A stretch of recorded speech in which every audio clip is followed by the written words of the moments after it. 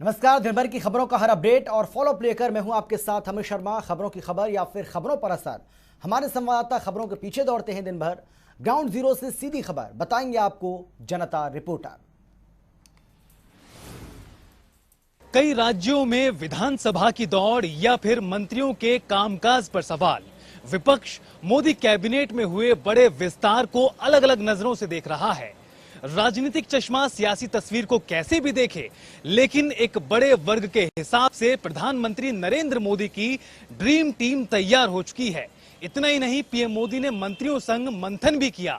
पहले कैबिनेट और फिर मंत्री परिषद संग पीएम मोदी ने मंथन किया और समय की मांग को देखते हुए जरूरी दिशा निर्देश दिए। मोदी मंत्रिमंडल विस्तार के बाद गुरुवार को पहली कैबिनेट की बैठक हुई। मीटिंग के बाद सूचना और प्रसारण मंत्री अनुराग ठाकुर, कृषि मंत्री नरेंद्र सिंह तोमर और स्वास्थ्य मंत्री मनसुख मांडविया ने प्रेस कॉन्फ्रेंस की। मीटिंग में कृषि क्षेत्र को लेकर बड़ा फैसला लिया गया। अनुराग ठाकुर ने बताया कि मंडी के जरिए किसानों तक 1 लाख करोड़ रुपए पहुंचाए जाएंगे। वहीं नरेंद्र तोमर ने कहा कि किसान मंडियों को मजबूत किया जाएगा। उन्होंने एक बार फिर से दोहराया कि मंडियां खत्म नहीं होंगी। इसके अलावा कोविड से लड़ाई के लिए हेल्थ पैकेज का ऐलान भी हुआ। स्वास्थ्य मंत्री मनसुख मांडविया ने कहा है कि कोरोना पैकेज का सही से इस्तेमाल हुआ। 15,000 करोड़ का हेल्थ इमरजेंसी पैकेज दिया जाएगा।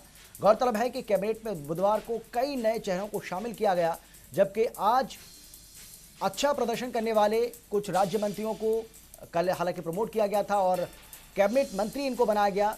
कैबिनेट विस्तार में 15 कैबिनेट और 28 राज्य मंत्रियों ने शपथ ली थी। कई दिनों से चल रही सियासी हलचल के बीच बुधवार को आखिर मोदी कैबिनेट का विस्तार हो गया। वहीं गुरुवार को नए नवेले मंत्रियों ने पार्टी अध्यक्ष जेपी नड्डा से मुलाकात की। ये मुलाकात जेपी नड्डा के दिल्ली स्थित आवास पर हुई। वहीं इस मुलाकात के दौरान जेपी नड्डा ने नए नवेले मंत्रियों को बधाई दी। इसके साथ ही जिम्मेदारियों को कैसे निभाना है इस बारे में भी उन्हें बताया। मोदी मंत्रिमंडल के विस्तार के बाद अब जिन मंत्रियों को नई जिम्मेदारी मिली है, उन्होंने अपना कार्यभार संभालना शुरू कर दिया है। बीते दिन ही 40 के करीब नए मंत्रियों ने शपथ ली थी, जबकि कई मंत्रियों का प्रमोशन हुआ और काफी मंत्रियों के विभाग बदले गए। इसके साथ ही गुरुवार को कई नए नवेले मंत्रियों ने पार्टी अध्यक्ष जेपी नड्डा से मुलाकात की। इस दौरान जेपी नड्डा ने नए नवेले मंत्रियों का स्वागत किया और बधाई भी दी। जेपी नड्डा ने मंत्रियों से मिली जिम्मेदारी को कैसे निभाना है इस बारे में टिप्स भी दिए।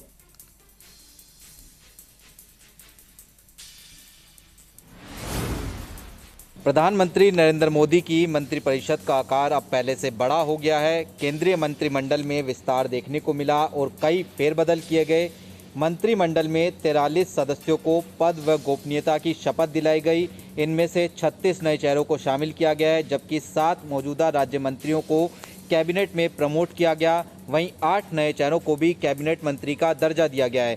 मंत्रिमंडल विस्तार के 20 घंटे के अंदर ही मोदी सरकार के मंत्रियों ने एक्शन दिखाना शुरू कर दिया है और तमाम मंत्री अपने अपने कार्यभार को संभालते हुए नजर आ रहे हैं। आज कई मंत्रियों ने अपने कामकाज को संभाला, जिसमें से अनुराग ठाकुर, अश्विनी वैष्णव समेत कई अन्य केंद्रीय मंत्रियों ने अपने कार्यभार को संभाल लिया। इसके साथ ही कई मंत्रियों का कहना है कि जिस तरीके से प्रधानमंत्री नरेंद्र मोदी ने उन्हें देश की सेवा करने के लिए अवसर दिया है, इसलिए वो उन्हें धन्यवाद देना चाहते हैं और उसके साथ उन्होंने कहा कि उनके लक्ष्यों को पूरा करने के लिए वो मेहनत करते हुए नजर आएंगे।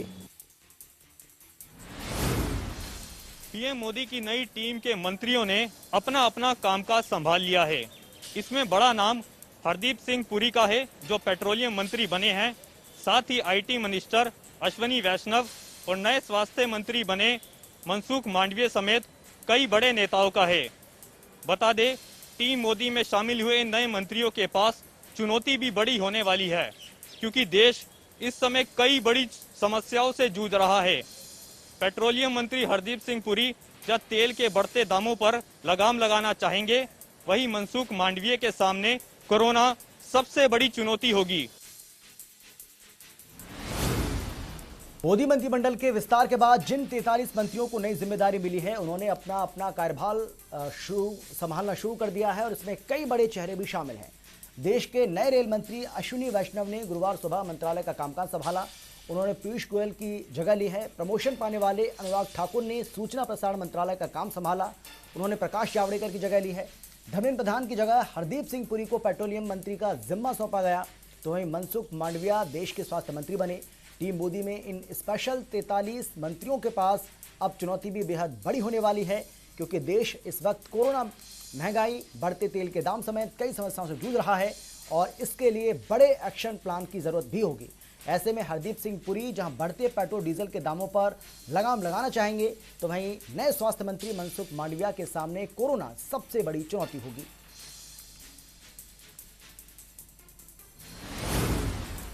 कैबिनेट विस्तार में कई मंत्रियों को इस्तीफे के बाद कांग्रेस पार्टी लगातार सवाल उठा रही है। दरअसल विपक्ष का कहना है कि कोरोना संक्रमण के दौरान मोदी सरकार पूरी तरह से विफल रही है, जिसके कारण डॉक्टर हर्षवर्धन को बलि का बकरा बनाया जा रहा है। आपको बता दें कि कांग्रेस पार्टी के वरिष्ठ नेता पी चिदंबरम ने एक ट्वीट किया है। ट्वीट में उन्होंने लिखा है कि स्वास्थ्य मंत्री डॉक्टर हर्षवर्धन और राज्य स्वास्थ्य मंत्री अश्विनी चौबे को इस्तीफा से साफ संदेश मिलता है कि कोरोना संक्रमण से निपटने के लिए मोदी सरकार पूरी तरह से विफल रही है। मोदी मंत्रिमंडल में बड़े फेरबदल से पहले स्वास्थ्य मंत्री डॉक्टर हर्षवर्धन के इस्तीफे पर कांग्रेस ने सरकार पर निशाना साधा। कांग्रेस लगातार सवाल खड़ा कर रही है इस विस्तार को लेकर, और कांग्रेस के वरिष्ठ नेता पी चिदंबरम ने केंद्र सरकार पर हमला बोलते हुए कहा है कि इससे यह पता चलता है कि सरकार कोविड महामारी को प्रबंधित करने में विफल रही। उन्होंने एक बयान में कहा कि केंद्रीय स्वास्थ्य मंत्री और स्वास्थ्य राज्य मंत्री का इस्तीफा एक स्पष्ट स्वीकारोक्ति है कि मोदी सरकार महामारी के प्रबंधन में पूरी तरह से विफल रही है।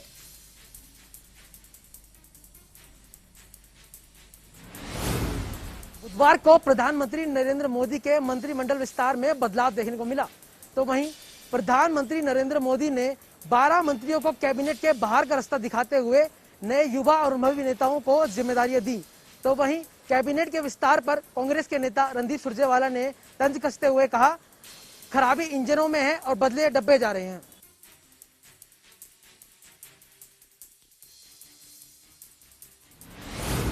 तो बुधवार को हुए केंद्रीय मंत्रिमंडल के विस्तार के बाद अब विपक्ष ने बीजेपी पर तंज कसना भी शुरू कर दिया है। दरअसल मंत्रिमंडल के विस्तार पर कांग्रेस के प्रवक्ता रणदीप सुरजेवाला ने तंज कसते हुए कहा है कि अगर परफॉर्मेंस पैमाना है तो पीएम मोदी को भी हट जाना चाहिए। साथ ही उन्होंने कैबिनेट विस्तार को डिफेक्टर एडजस्टमेंट एक्सरसाइज का नाम दिया।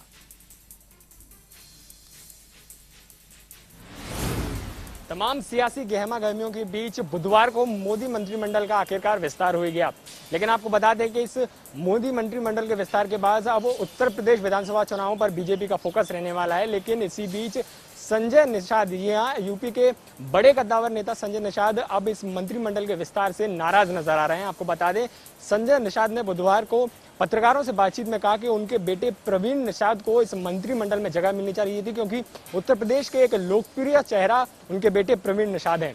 हालांकि आपको बता दें कि उत्तर प्रदेश के 7 ऐसे सांसद हैं जिन्हें मोदी मंत्रिमंडल में शामिल किया गया है, लेकिन संजय निषाद के बेटे प्रवीण निषाद को इसमें शामिल न करना उत्तर प्रदेश की राजनीति के लिए एक अहम कदम बताया जा रहा है। हालांकि आपको बता दें कि इससे पहले आला कमान से संजय निषाद का मुलाकात करना, ये तमाम कयास इससे बाद लगाए जा रहे थे कि संजय निषाद को या फिर उनके बेटे को मोदी मंत्रिमंडल में शामिल किया जाएगा, लेकिन ऐसा नहीं हुआ। फिलहाल देखना यह है कि अब ये सियासी सरगर्मियां कहां पर जाकर रुकती हैं।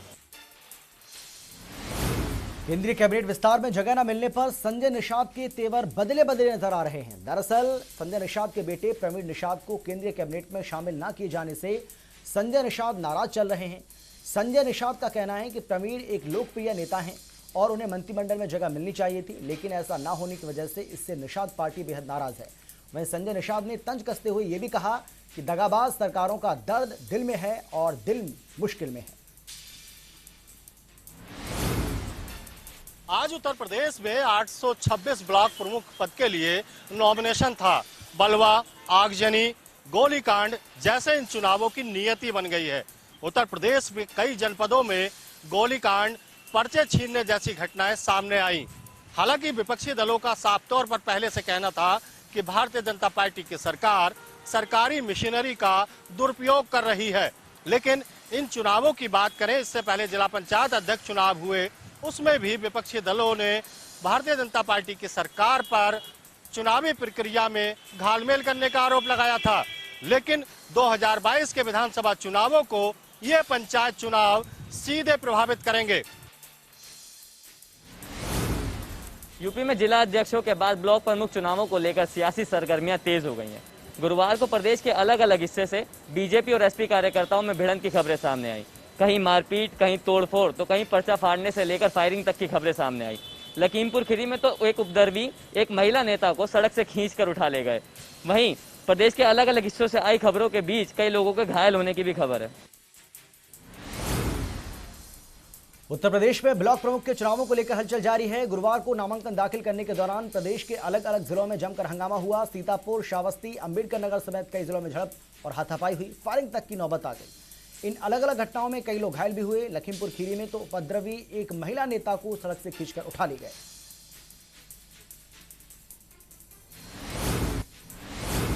ट्विटर और भारत सरकार के बीच टकराव जारी है। भारत सरकार की चेतावनियों का ट्विटर पर कोई भी असर नहीं हो रहा है। नए आईटी कानून लागू होने के बाद ट्विटर ने भारत में अपना कोई भी शिकायत अधिकारी नियुक्त नहीं किया है, तो वहीं ट्विटर ने दिल्ली हाईकोर्ट से शिकायत अधिकारी को नियुक्त करने के लिए तकरीबन 2 महीने का समय मांगा है। साइट ट्विटर पर भारत सरकार की चेतावनियों का कोई असर नहीं हो रहा है। शिकायत अधिकारी की नियुक्ति को लेकर ट्विटर सरकार को तारीख पर तारीख दे रहा है, लेकिन नियुक्ति नहीं कर रहा है। नए आईटी कानून लागू होने के बाद भी अमेरिकी माइक्रो ब्लॉगिंग साइट ट्विटर ने नियम के मुताबिक शिकायत अधिकारी की नियुक्ति की थी, लेकिन 27 जून को अंतरिम शिकायत अधिकारी धर्मेंद्र चतुर ने अपने पद से इस्तीफा दे दिया था, जिसके बाद से ट्विटर पर नए शिकायत अधिकारी की तलाश में है। अब ट्विटर ने दिल्ली हाईकोर्ट को बताया है कि उसे नए शिकायत अधिकारी को नियुक्त करने के लिए 2 महीने का वक्त और चाहिए।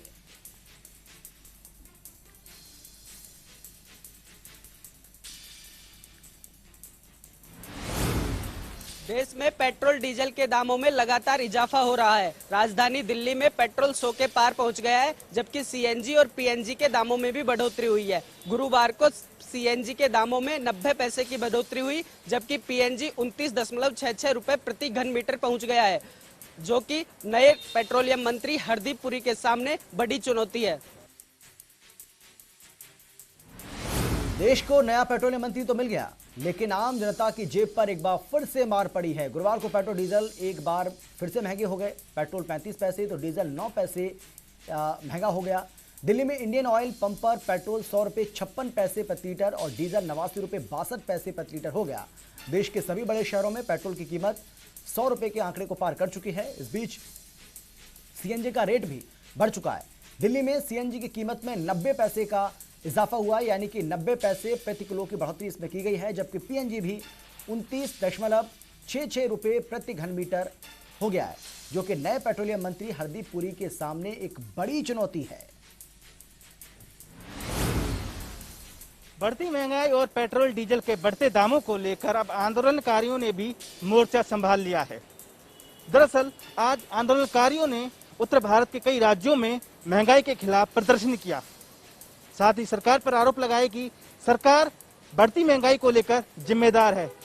वहीं पेट्रोल डीजल की कीमतों को लेकर भी सरकार को निशाने पर लिया। आंदोलनकारियों का कहना है कि सरकार चाहे तो पेट्रोल डीजल की कीमतों पर लगाम लगा सकती है ताकि महंगाई को कम किया जा सके, लेकिन सरकार ऐसा नहीं कर रही। लगातार बढ़ती महंगाई और बढ़ती पेट्रोल डीजल की कीमतों को लेकर आंदोलनकारियों ने प्रदर्शन किया। उत्तर भारत के कई राज्यों में आंदोलनकारियों की ओर से प्रदर्शन देखने को मिला। आंदोलनकारियों का कहना है कि बढ़ती महंगाई ने आम आदमी की कमर को तोड़ कर रख दिया है। ऐसे में सरकार को महंगाई को लेकर जरूर बड़ा फैसला लेना होगा। आपको बता दें कि देश के कई राज्यों में पेट्रोल 100 के पार हो चुका है, जबकि डीजल की कीमत भी 90 के आंकड़े को पार कर चुकी है।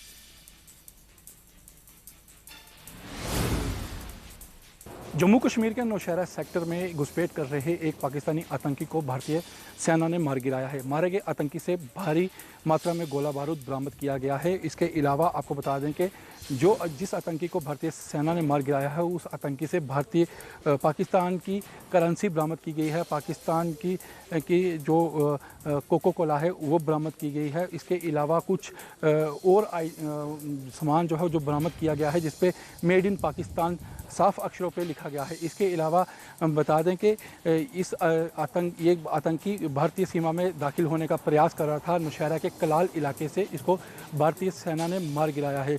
इस की पूरी जानकारी देते हुए 25 इन्फेंट्री डिव के जीओसी राजीव पुरी ने एक प्रेस वार्ता की है और उस प्रेस वार्ता के दौरान उन्होंने इसका खुलासा किया है। उन्होंने ये भी कहा है कि ये आतंकी भारतीय सीमा में दाखिल होने का प्रयास कर रहा था, जिसको जिसको भारतीय सेना ने के जवानों ने जो है वो मार गिराया है। आपको बता दूं कि पिछले काफ़ी दिनों से भारतीय क्षेत्र में इन्फेक्शन की कोशिश जो है वो बार बार की जा रही है और आतंकी गतिविधियां पाकिस्तान की तरफ से यहाँ पर तेज़ की जा रही हैं। और इसके अलावा अगर बात की जाए तो ड्रोन के माध्यम से, ड्रोन के द्वारा भी हमले का प्रयास जो है भारतीय क्षेत्र में किया जा रहा है।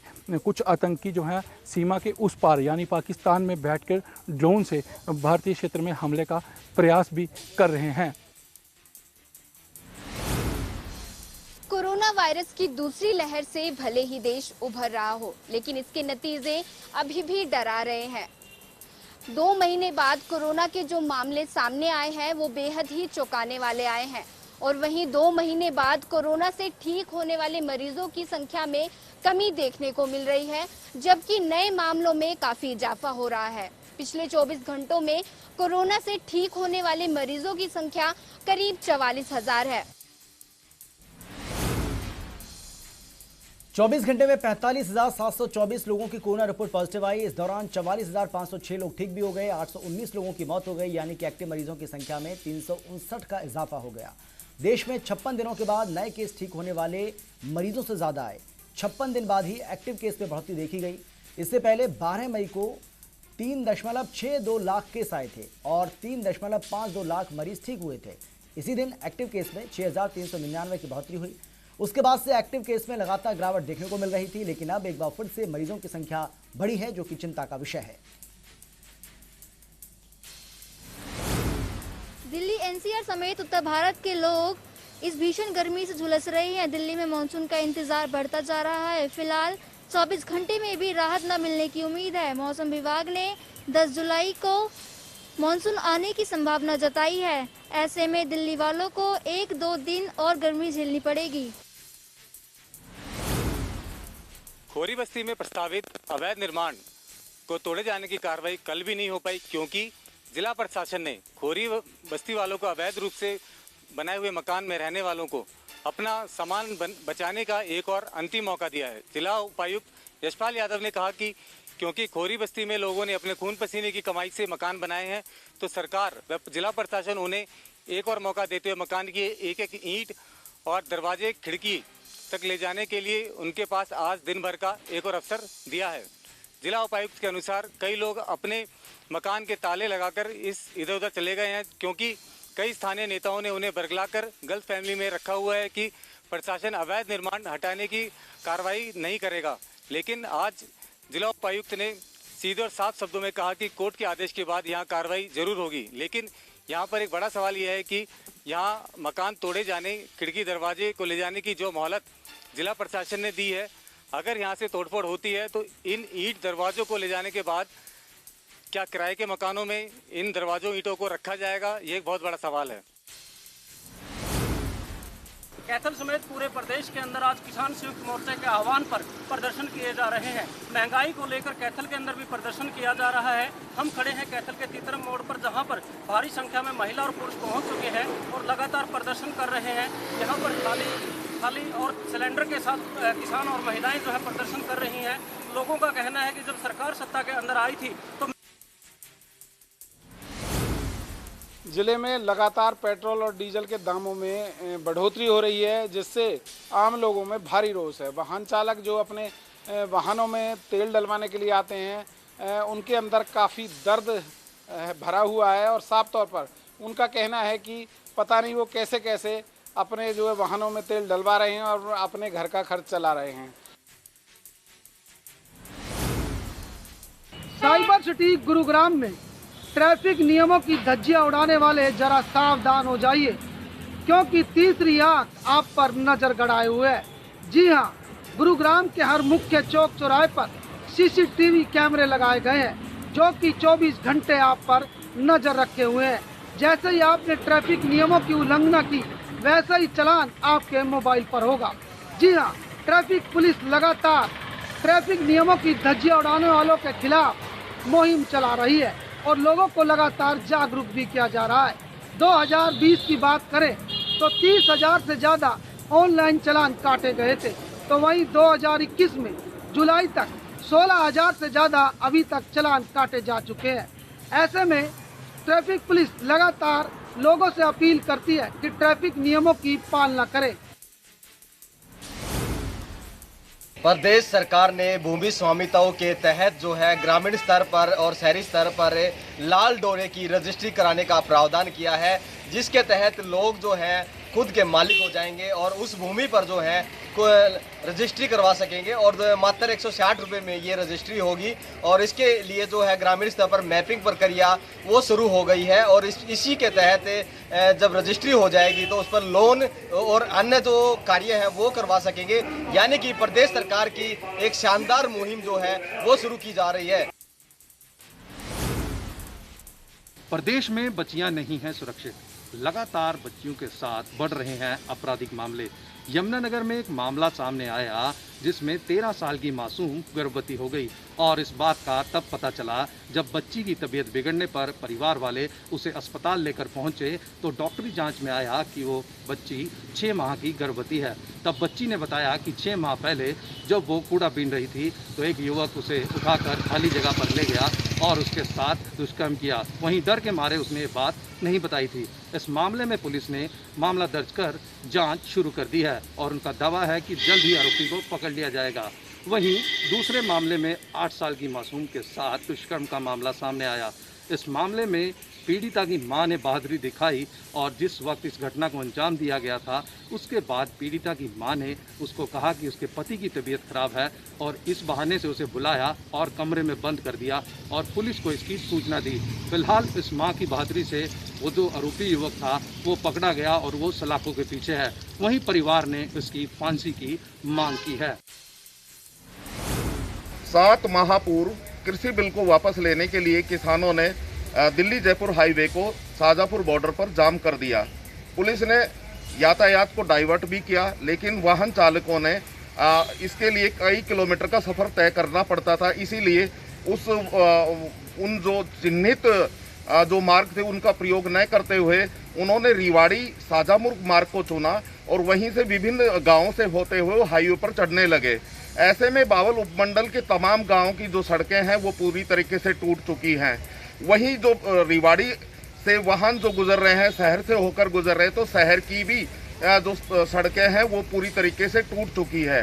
हालात इस कदर बिगड़े हुए हैं कि कहीं कहीं तो सड़क का ही पता नहीं है। सड़क में गहरे गड्ढे बन चुके हैं, लोगों को भारी परेशानियों का सामना करना पड़ रहा है। 42 डिग्री के लगभग तापमान और इस तपती धूप में नांगल चौधरी के वार्ड नंबर 7 के वासी जो है पानी की बूंद बूंद को तरसने के लिए मजबूर हैं। हालांकि जो है नगर पालिका प्रशासन ने आश्वासन दिया है कि जो है जल्द इस समस्या का समाधान कर दिया जाएगा, लेकिन जो इन लोगों का कहना है उस हिसाब से तो कांग्रेस के दिग्गज नेता और हिमाचल प्रदेश के 6 बार मुख्यमंत्री रहे वीरभद्र सिंह का आज शिमला में निधन हो गया। निधन के बाद उनके पार्थिव शरीर को अब उनके निजी आवास होली लॉज में दर्शन के लिए रखा गया है, लेकिन कल यहां से ऐतिहासिक रिज मैदान पर लोगों को दर्शन के लिए वो पार्थिव शरीर रखा जाएगा। के मक्का कहे जाने वाले किंग ऑफ कोलकाता महान सौरव गांगुली का आज जन्मदिन है। दरअसल सौरव गांगुली 49 साल के हो चुके हैं। आपको बता दें, सौरव गांगुली क्रिकेट टीम के एक महान और सफल कप्तान थे। आपको ये भी बता दें कि सौरव गांगुली ने अपनी क्रिकेट टीम को जीतने की आदत डाल दी थी। उनकी कप्तानी देखकर सारी इंडिया दंग रह गई थी। आपको बता दें, सौरव गांगुली एक महान कप्तान थे जिनका आज जन्मदिन है। साथ ही पूरे जनता टीवी की ओर से महान कप्तान सौरव गांगुली को बर्थडे की हार्दिक शुभकामनाएं। फिलहाल इतना ही। छोटे से ब्रेक के बाद फौरन लौट रहे हैं। आप देखते रहिए जनता टीवी।